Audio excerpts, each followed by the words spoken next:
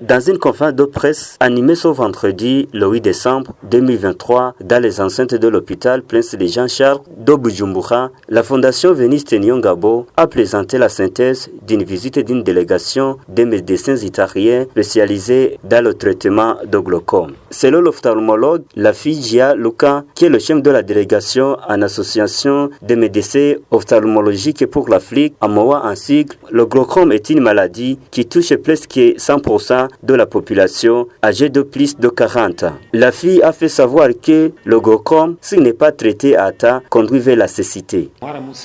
On est venu ici parce qu'on était invité par la Fondation Véniste Nyongabo et qu'il nous a demandé de faire une mission explorative et il nous a mis en contact avec l'hôpital Présenchard et le docteur Remezo. Et comme vous savez, le glaucome au Burundi, c'est presque 5% de la population âgée plus de 40 ans. Ça signifie que vous trouvez 5%, si vous prenez 100 personnes âgées plus de 40 ans, surtout si vous allez vers 60 ans, vous trouverez un glaucomateux. Le glaucome, c'est une maladie qui amène à la cécité s'il n'est pas traité. Et vous n'avez pas de symptômes. C'est pour cette raison que les patients arrivent, qu'il a déjà un œil qu'il ne voit absolument rien. Il vous demande de soigner cet œil-là. Et la seule chose que vous pouvez faire, c'est de lui dire non. Pour cet œil-là, on n'a rien à faire. On doit s'occuper de l'autre œil pour chercher de retarder la progression et la cécité. Ça, si je peux, je fais un appel à la population. Si vous avez plus de 40 ans, si vous avez dans la famille des glaucomateux, des personnes qui l'ont perdu la vue, allez vous faire contrôler chez un ophtalmologue. Selon le directeur de l'hôpital Prince de Jean-Charles, Nimai Oscar, indique que la médecine change d'une année à l'autre et précise que les médecins italiens utilisent une technologie moderne qui n'est pas disponible au Burundi. Vous savez, l'Italie, c'est un pays qui est développé, où la technologie de pointe est au centre de tout.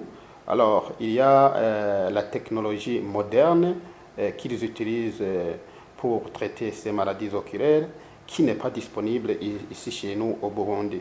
Donc nos médecins locaux vont en profiter pour apprendre là où les autres en sont.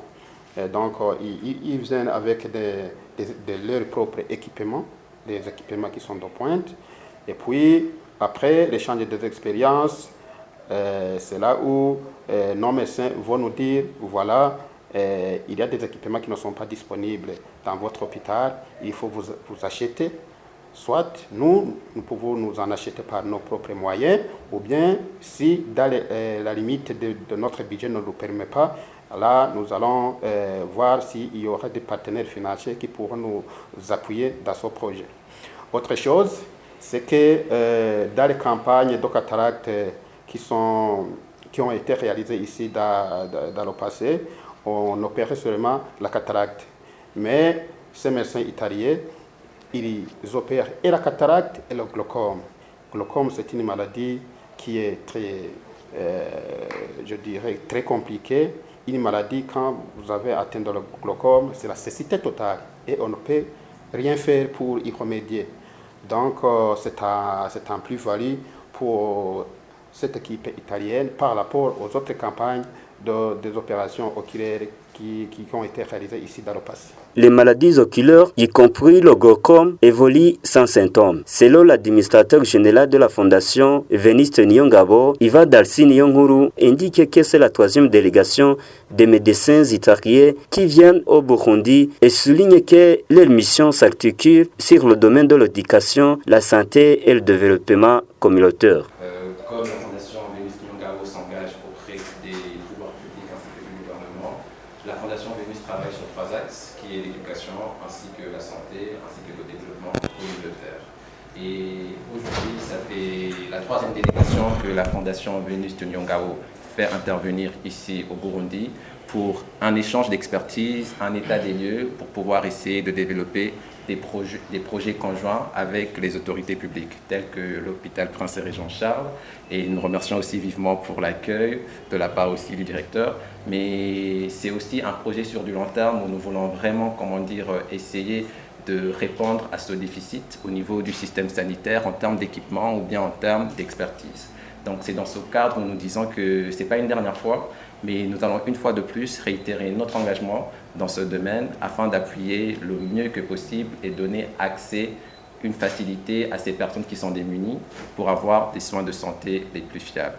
En marge de cette visite, quelques patients ont été opérés par ces spécialistes italiens en collaboration avec les ophtalmologues burundais qui ont bénéficié d'une formation.